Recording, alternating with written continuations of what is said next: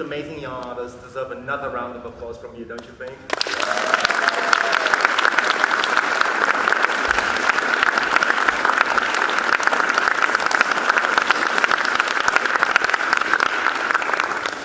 Good evening, thank you for coming to the show. My name is Lyle Chan, I'm the Artistic Director of Artology Remix, and I've had the great pleasure of working with these amazingly talented young artists to produce a show as thought-provoking as this. The first thing I want to do is to acknowledge the genre leaders that helped make such an amazing show. Would you all please stand up wherever you are? And I'm sure the kids would love to give you a round of applause.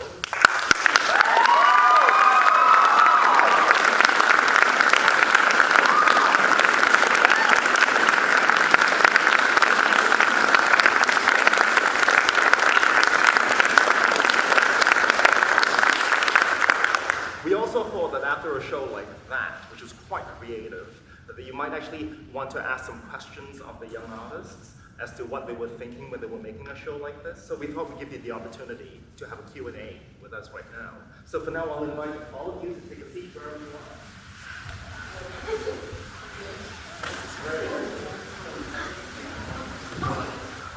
Come closer to the mic.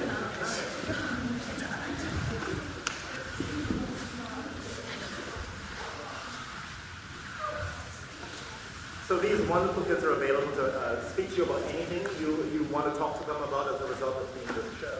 Does anybody want to say anything to them or have a question? I have a question. I have the benefit of seeing this performance this afternoon, so it's great to see it again and give you a chance to get a better understanding of it. One thing I'm not entirely clear about, because the story is so clear in what you do. At the end, when you're all singing up there, singing this beautiful tune, it's sort of drowned out by the guitar and the sound effects, and then it sort of comes across at the end. I just wondered what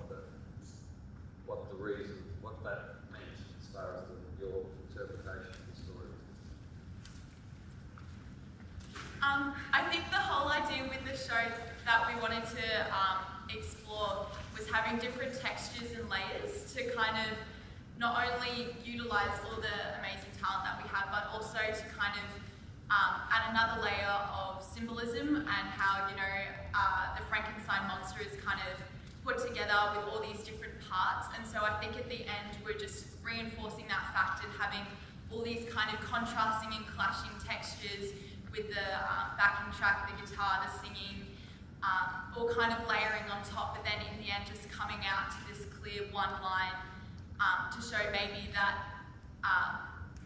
you know, it's not as, like the monster isn't really a monster and it is actually something beautiful. And so, yeah, we're just exploring different layering and textures and how that can represent different things within the show. So. Anyone else want to say something to that?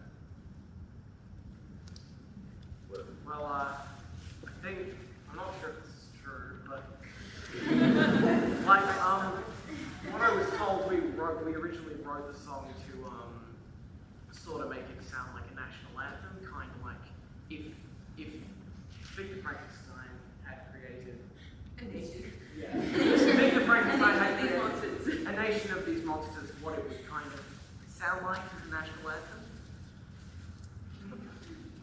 We also wanted to keep the more, when you couldn't really hear the soundscape and the guitar, when it was just pure angelic voices, we were trying to tie that in with the fact that throughout the show we were trying to portray the monster as a child, so we were trying to keep that angelic innocence almost through that little section, and how, as we also explained, if you reject such innocence, it can become a monster, so that's when the soundscape and all that ugly noise comes back into play. Yes. Another question, maybe? Over here.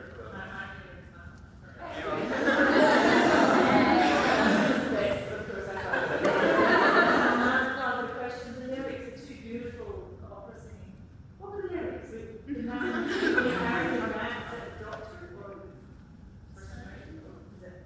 what was The arrogant man. Who's the arrogant man?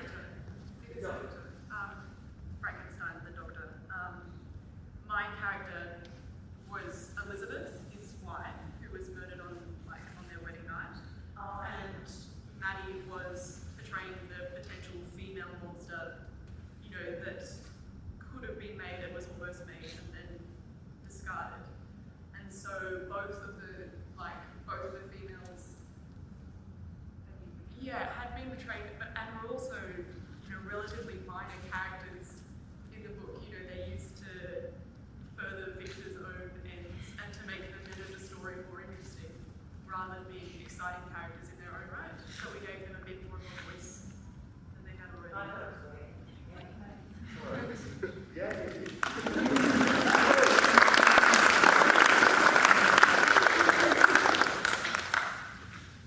Anyone else? Oh, come on. That's amazing. Congratulations. I'm just curious about the last couple of days, how the process came together. What was the creative process?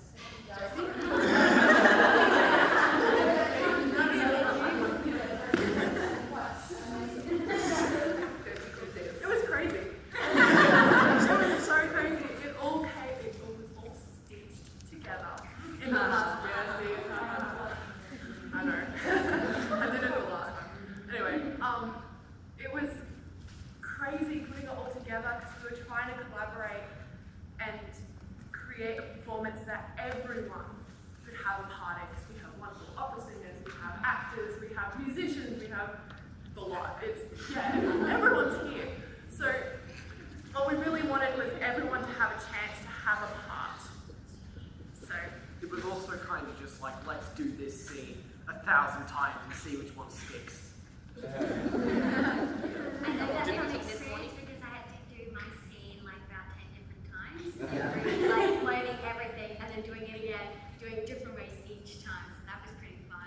Practically, we finished actually editing that scene this morning. Yeah, at 11:30. And another thing, everyone who had dialogue pretty much got it yesterday, so I was learning my lines in class this morning.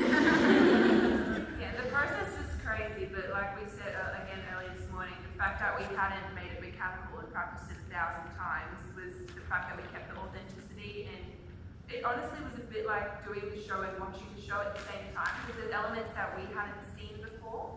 So it was really quite interesting for us as well to be a part of the show and watch the show at the same time. So it's definitely, to answer your question, it was definitely challenging. We'd get in small groups and read out lines and then try act it physically without any dialogue. Like we just broadened our horizons and opened spectrums, and then this came along. Well, you've done a wonderful job because you work so well together as one ensemble. Thank you. Thank you.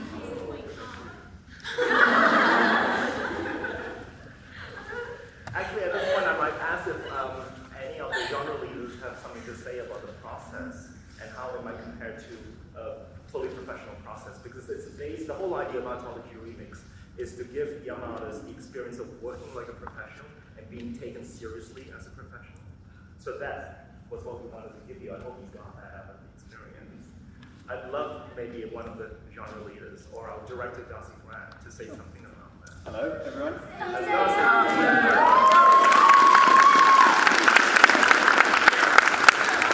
I mentioned this in the last Q&A. It's something that I've been thinking about and I thought about a lot again during this is because it was a 15-day rehearsal process altogether, and that was in 2 separate blocks. And the first one was largely very loose, abstract workshopping, wasn't it? Like we literally tried to take bits of text and this, and really the challenge was to respond to the text.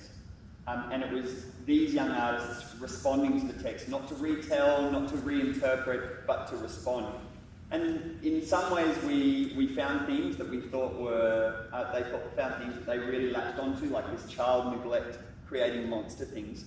But lots of the other stuff, it was like, meh, like, we chucked out a lot of stuff. And when we came back into the room for this second rehearsal block, there was so little time and so many limitations that we actually functioned really, really well inside those limitations. So Freddie Comp, I need to give him a round of applause.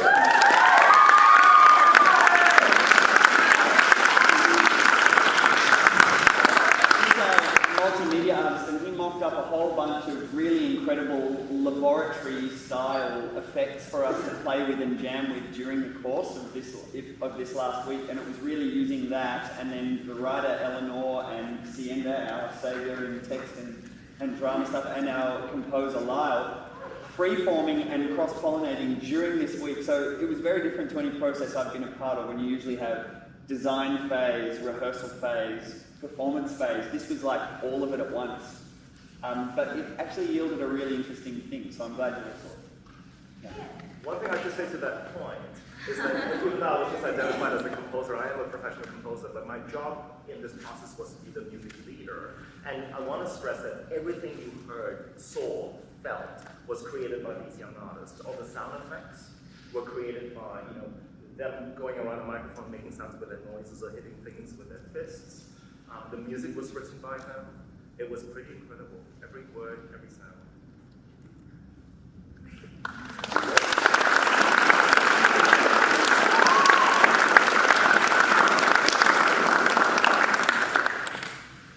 Someone want to say something? I have a question Yes. for the hierarchy. The ratio of girls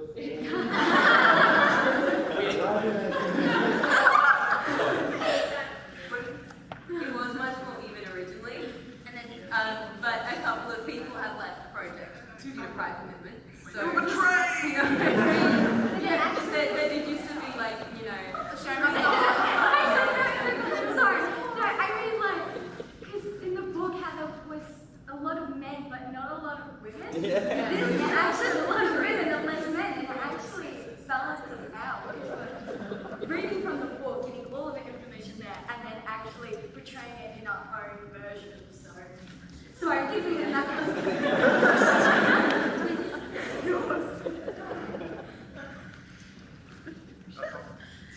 I'm interested to know what the cast actually think of the story. What do they think of the possibility of that actually happening?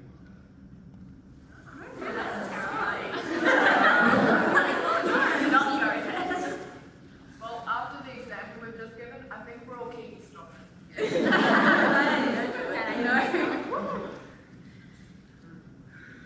I think originally, I know, taking it back to April, when we first came into the workshop, I remember Eleanor asking, so who's read, first it was, what do you think of when you think of Frankenstein? Everyone's like, the green monster that can't talk. And then the next question was, who's read the book? And there are probably 4 or 5 hands that went up. And we discovered that, in actual fact, the original monster, one was not called Frankenstein, which is called the monster, but also was extremely articulate and looked pretty much like we do. And I think,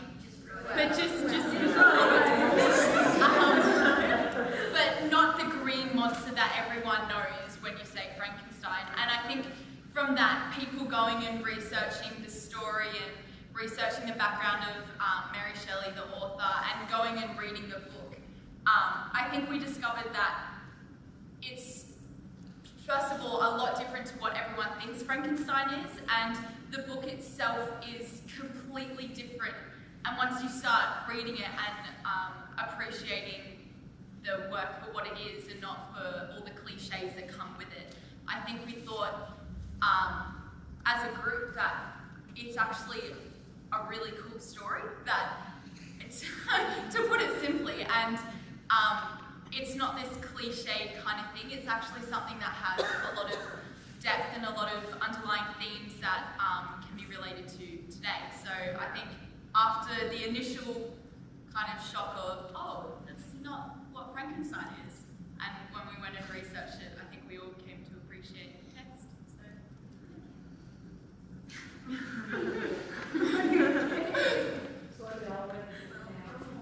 There's a question. Do you want us to comment? What was the question? Yeah. Let's do it. Close your eyes.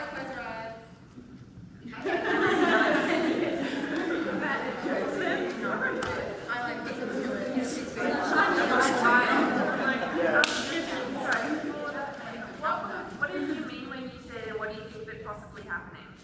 Okay, you can look at it that medical science going forward, we're experimenting on new different ways, we're experimenting on Like cloning and stuff. Clothing, experimenting with stem cells, and we're all looking for ways to live longer. And the idea, the utopia of medicine is that we don't die.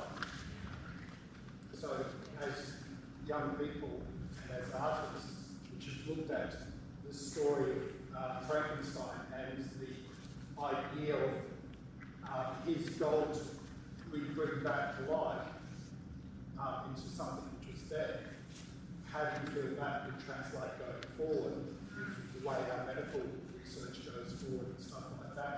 Do you have, where's your moral standing, I guess, on the future of medical research in making the chance of a Frankenstein's monster being made? First of all, if you're going to try and reanimate something, don't stitch it together from lots of different bodies. Because that's just really honestly, And also don't resurrect some psycho Hitler or something like that. Some people are better just left. I just saying, if they do eventually reanimate dead bodies that are stitched together and robbed from grave and stuff, let's hope that the scientists that do it have learned from Mary Shelley's Frankenstein. And they won't reject their child. Yes. Just like we gotta know, society makes monsters every day.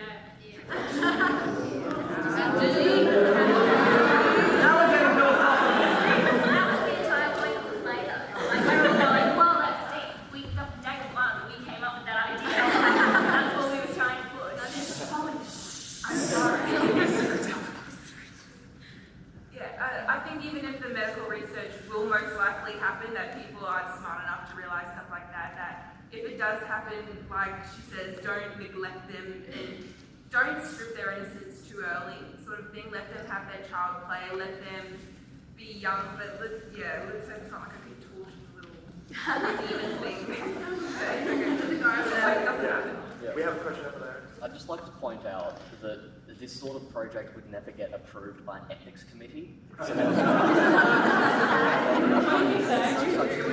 research scientists.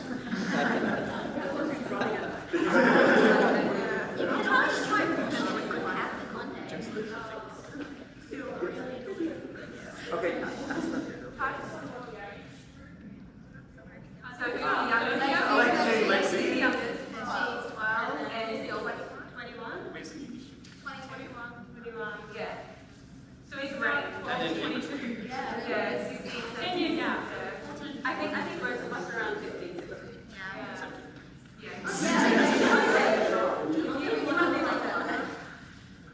The question over there. I was going to say, if people would like to stay around, I think we're trying to welcome people if they want to stay. That's all.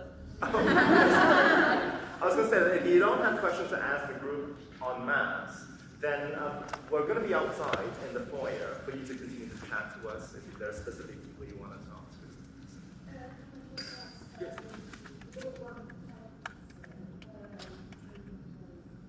That is such an excellent question. The idea of this project is to create a piece of work that endures as it goes to work. So we're hoping that people who come see the show will pass on the message that we're now ready to take the show on the road. Think of this as a very, very advanced end of a workshop. When we have the opportunity to refine it for a tour, we'll love to get together again and work out even tighter version of the show. And so that's the future. One of the reasons for Artology Remix is to give kids not just a chance at professional experience, but a chance of professional success. So that if your show gets booked by a festival to go on tour, for me, that's one definition of success. So that's the future.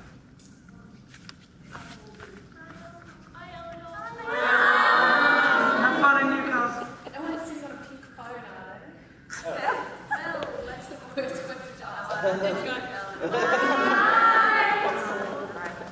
Well, on that note, should we just mingle outside? Great. Thank you so much. There's also Frankenstein's office in that